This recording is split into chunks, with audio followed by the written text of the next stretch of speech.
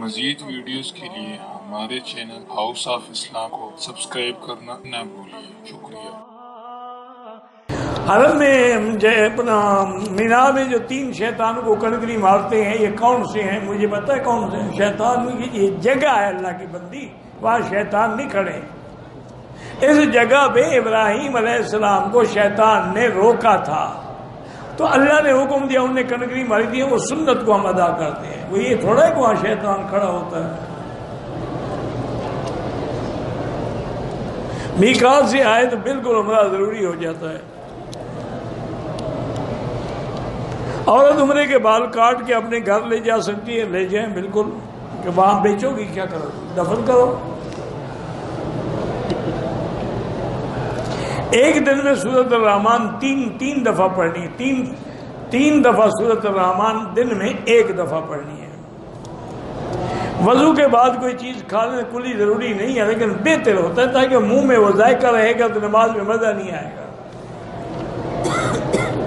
اگر وہیں اسلام تعداد سے زیادہ ہو جائیں کوئی حرج نہیں ہے۔ میرا بیٹا بیمار ہے، اللہ شفا عطا فرمائے۔ جو عورتیں اگر ان کی مونچھوں پہ بال ہیں تو وہ اس کو ہٹا سکتی ہیں، بھویں نہیں بنا سکتی ہیں۔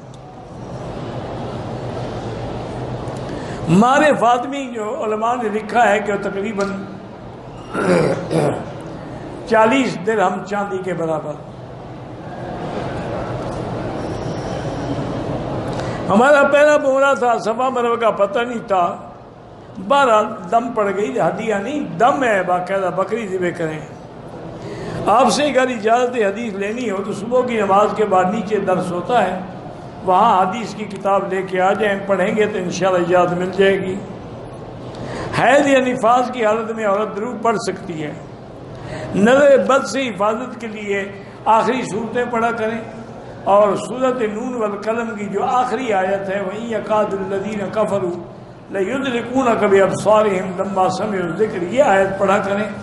اور اسی طرح حضور نے دعا فرمائی ہے اعوذ بکلمات اللہ التامہ من شر الشیطان الرجیم ومن کل عین لامہ، واللہ اعلم۔ مزید ویڈیوز کے لیے ہمارے چینل ہاؤس آف اسلام کو سبسکرائب کرنا نہ بھولیے۔ شکریہ۔